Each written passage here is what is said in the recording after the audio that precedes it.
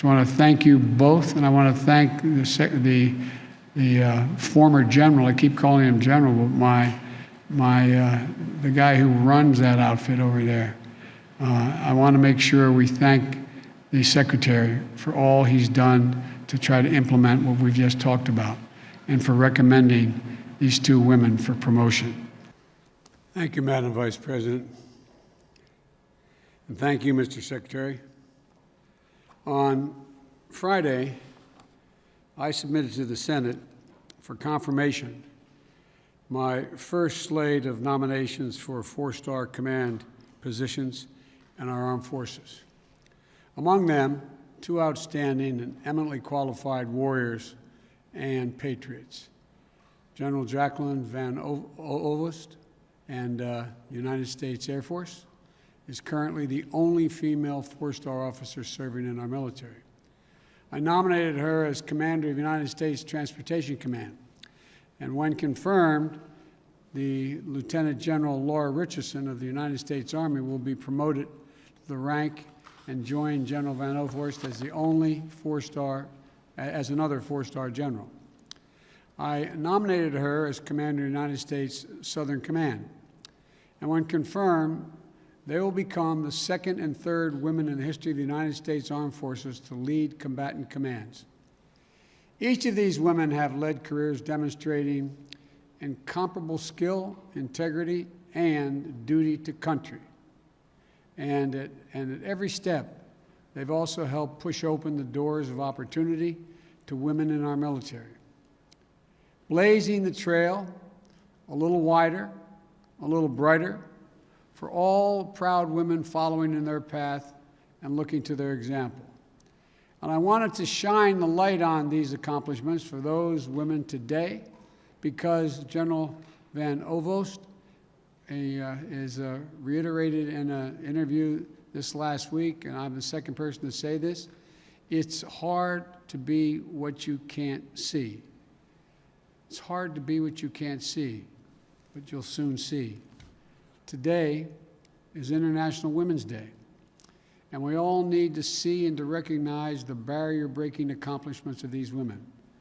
We need the young women just beginning their careers in the military service to see it and know that no door will be closed to them.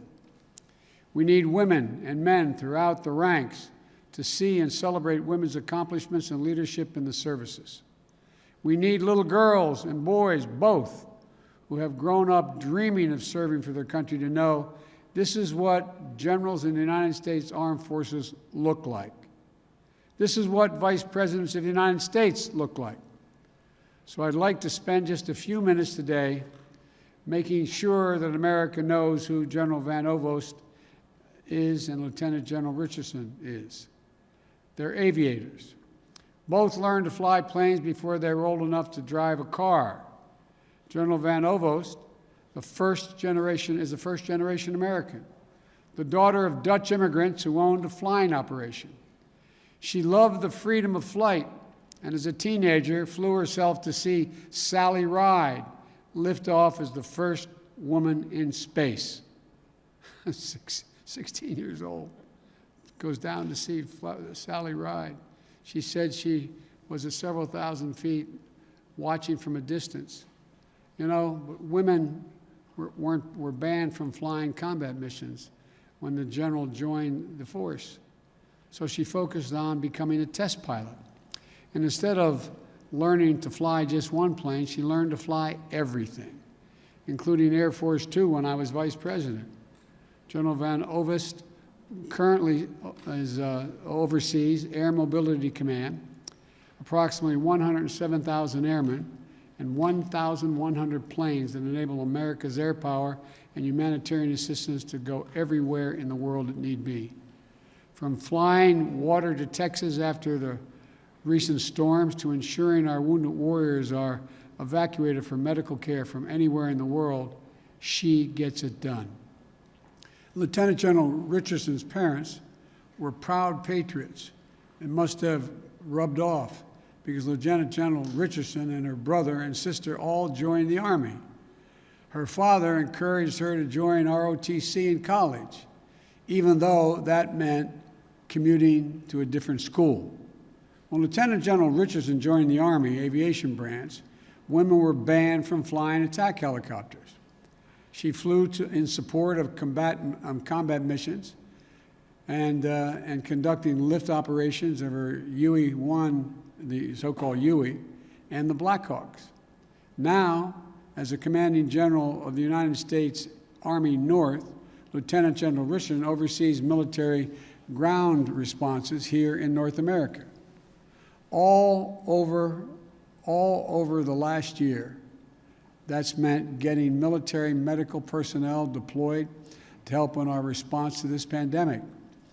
More than 4,500 military medical personnel deployed in hospitals across 14 states in the Navajo Nation to treat COVID-19 patients. It means more than 2,200 medical personnel are working or soon will be at vaccination sites in 8 states and the United States Virgin Islands. I'm so proud of the incredible work Lieutenant General Richardson and her team have done to support the American people this year. And the American people are as well. They're warriors. They're crisis-tested commanders. The best of all, they're not done yet. Neither of these incredible generals is resting on her laurels or on her stars. They're using their voices and actively working to change policies in the military to make it easier and safer for more women, not just to join the military, but to stay in the military and to thrive. I'm incredibly proud that in 2015, under the Obama-Biden administration, we took the final steps to open up all positions in the military to anyone qualified to serve in them. The women who join today's military aren't told no when they apply to fly fighter jets or attack helicopters just because of their gender. They aren't told no when they want to apply to Ranger School or infantry officer basic training. But they all know that there's much, much more work to be done to ensure that women's leadership is recognized, and we have more diverse leaders. We reach the top echelons of command for all who are qualified, including all women, and that all women feel safe and respected in our military, period.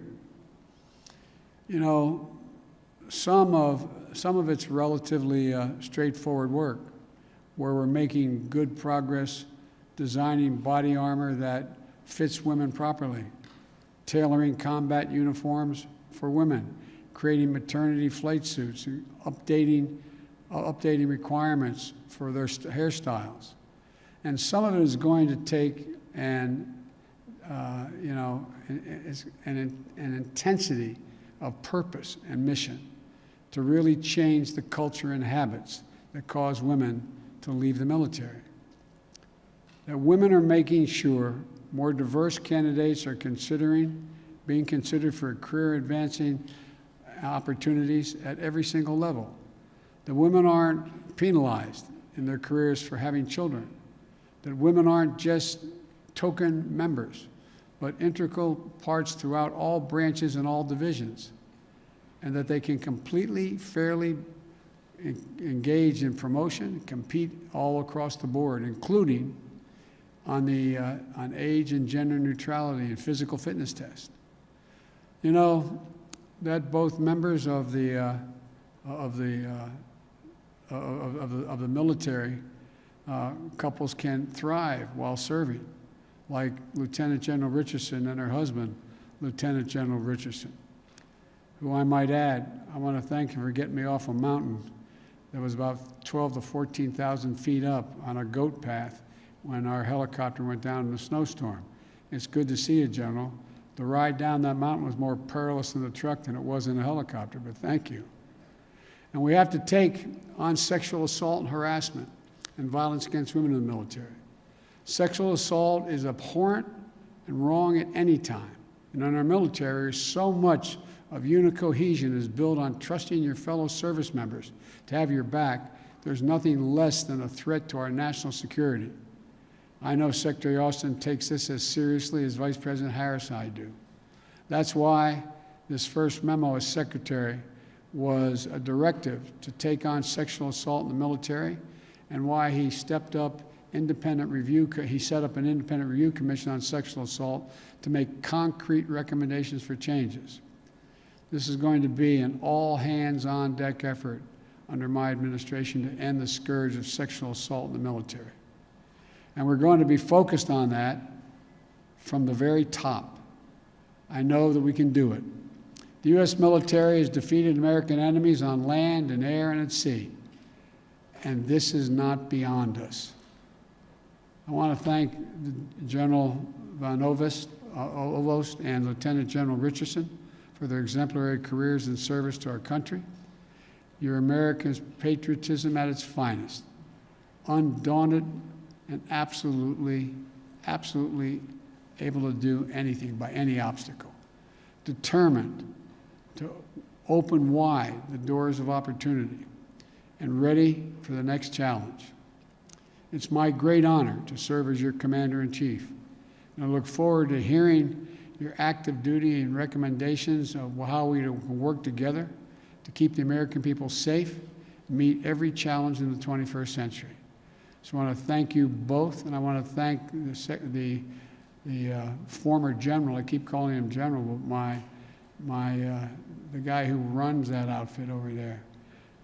I want to make sure we thank the secretary for all he's done to try to implement what we've just talked about, and for recommending these two women for promotion.